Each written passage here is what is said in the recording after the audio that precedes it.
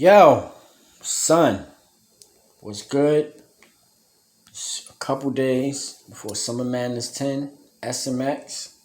And in this video, I'm going to be breaking down what you need to make one of these,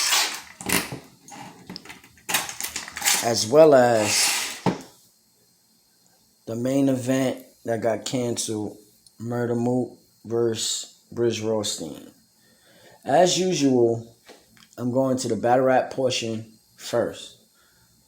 And as usual, I'm going with the person who's youngest. And when I say youngest, I mean youngest in the culture, not age. And once you start talking about Murda Mook, it's not many people that's been in the culture longer than him. Like, he's the Jordan of this shit. So, as far as Brizz Rawsteen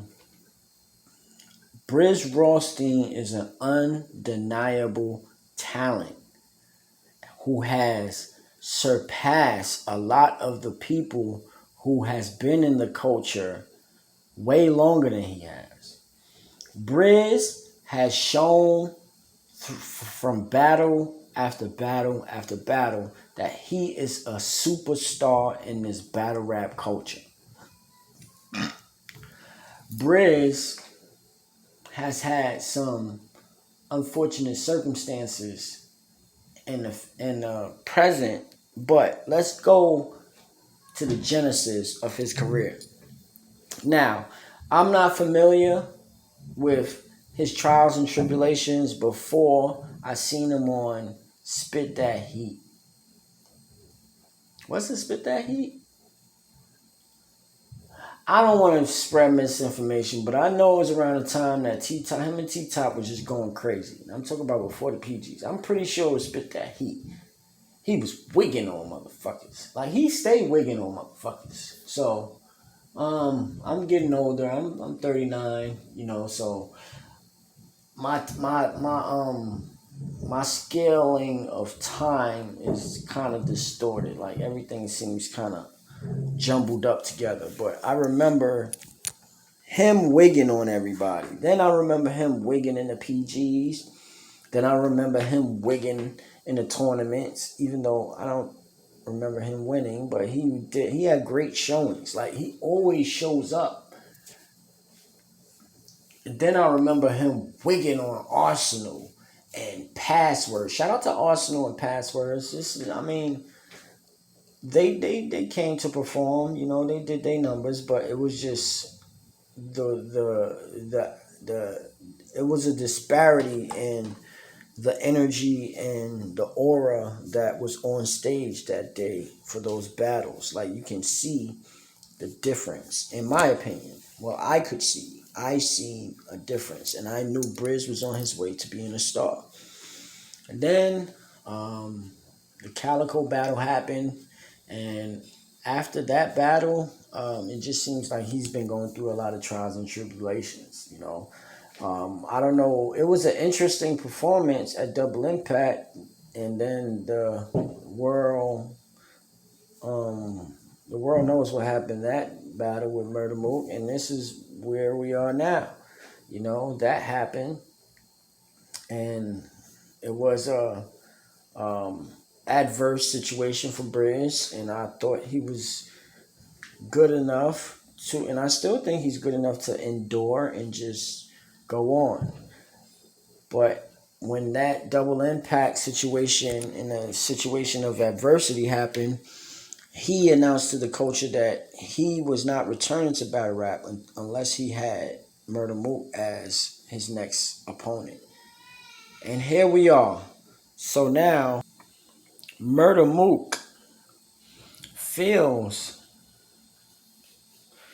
a certain level of guilt, and he wants to oblige the request of Brizz Rawsteen.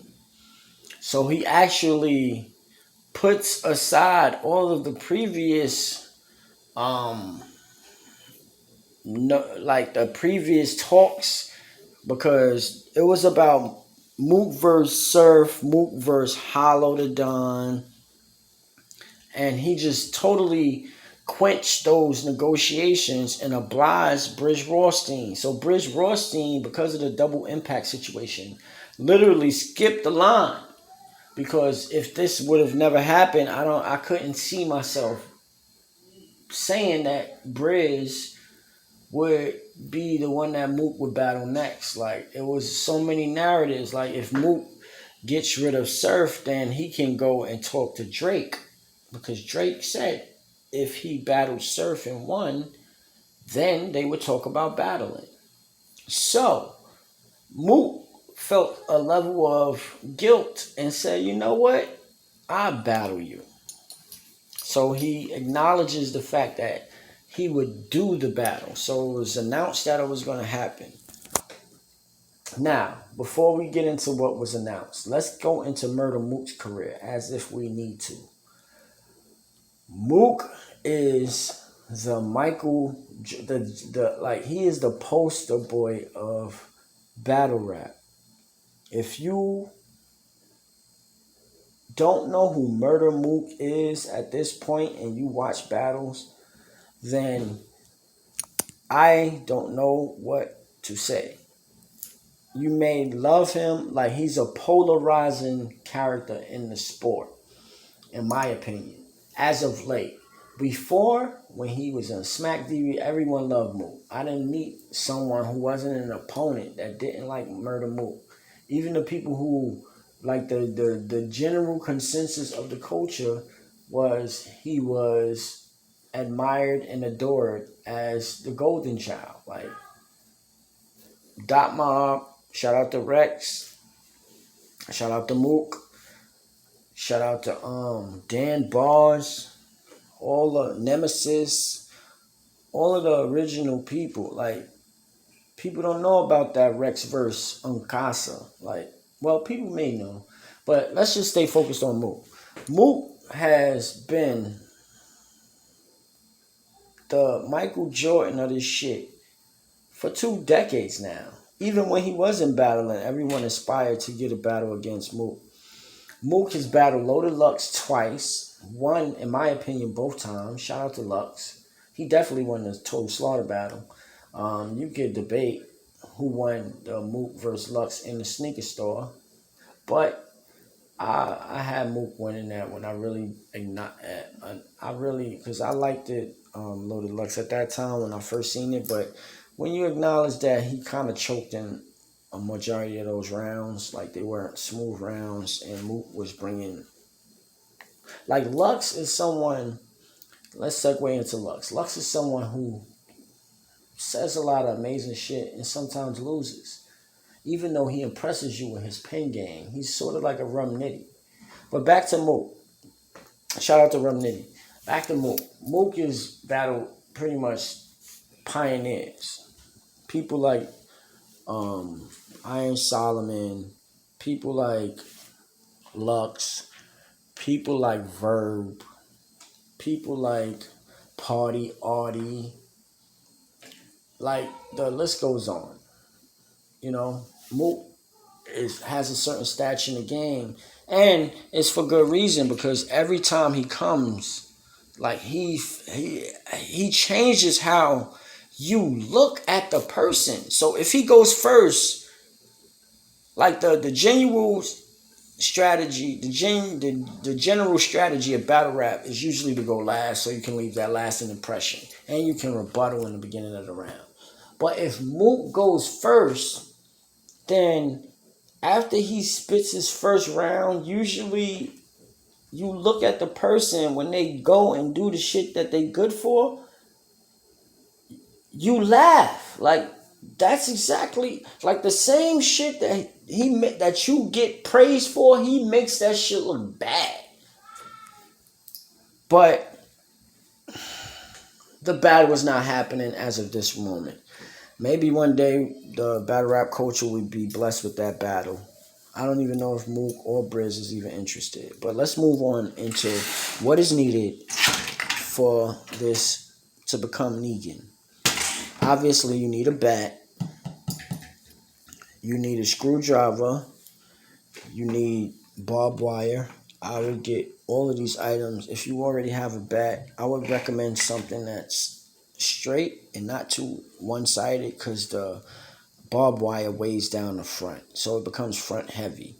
But at the same time, if you have a front heavy bat already that's not straight and skinny, then it becomes even more front heavy. So it's just a word of advice, but you can get what you want. If you have a bat around the house, you can use that. You don't necessarily even have to use a bat. You can use a tree limb that's big enough and sand it down, take the bark off, or you can use whatever, a stick.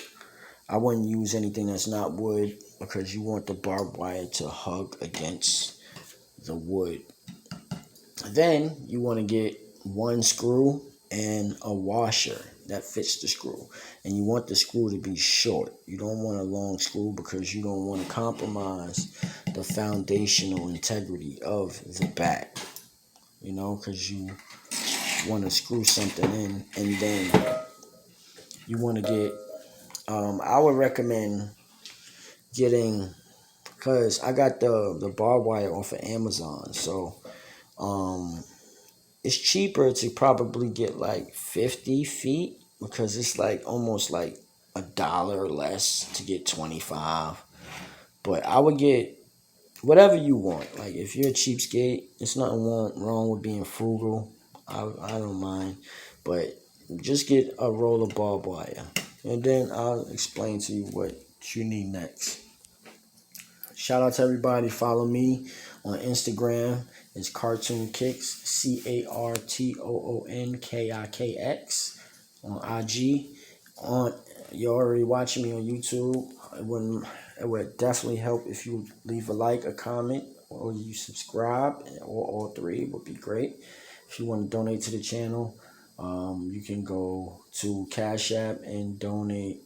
My Cash App is $CARTOONKIKX, and that's CARTOONKIKX. And every donation will be appreciated, and every donation will be recycled back into the channel to buy paints, to buy denims, to buy things so I could present to the battle rap community and to the art world community as well, so that they'll be able to do a wide variety of things, and just to keep us moving along and doing things like this, and like this, and like this, and like this, you know, and just being inspired, you know. I would never use these things to do things beyond my channel. I'm reinvesting into the channel. If you want to be a sponsor and you can donate something beyond finances, then like jackets or shoes or things like that, sneakers, materials, then I would highly appreciate it, because I'm self-financed and I'm a black-owned business, and I'm starting off, and I bought all of this stuff myself. Everything I have an airbrush machine. It's right here. I'm going to teach you how to airbrush as well. I do all the stuff myself. I buy all the stuff myself, you know, and it's very expensive when you add everything up. But God is good, you know. So you can contact me if you're a sponsor at CARTOONKIKX@gmail.com, or you can reach out on YouTube, Instagram, or Facebook even. And tune into the next video. I'm going to be bringing a wide variety of different things to the artistic world on YouTube, as well as the battle rap community. And God bless everybody. Stay safe. And this is one other thing I wanted to touch on. Most people that have YouTube channels, they focus on the negative comments, and they don't show the love to the people who are actually commenting and giving them the admiration that's love.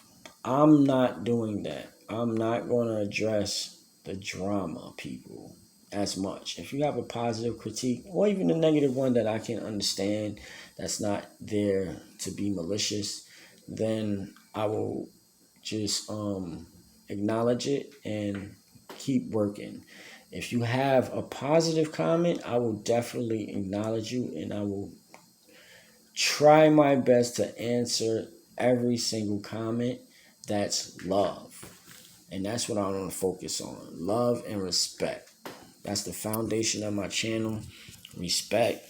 And not trying to tear people down. You know, even if someone has a bad performance that I think is bad, I think I'm going to focus more on not trying to focus on their bad performance, but words of wisdom and things to make them bounce back. And that's what we need in the battle rap community that we're missing. There's a lot of people who just there to tear people down, you know. Well, not a lot of people, but I just want to be a beacon of light and positive energy in this community. And I'm just going to leave it at that. Shout out to Murda Mook and Brizz Rawsteen. I can't wait for Murda Mook to announce who he's actually battling. I hope it's Tay-Rock or Sue Surf. And that's pretty much it. And I'm out of here. Don't forget to subscribe, leave a like, comment. Follow me on Instagram. If you can, donate to my Cash App. And don't forget to watch the next one.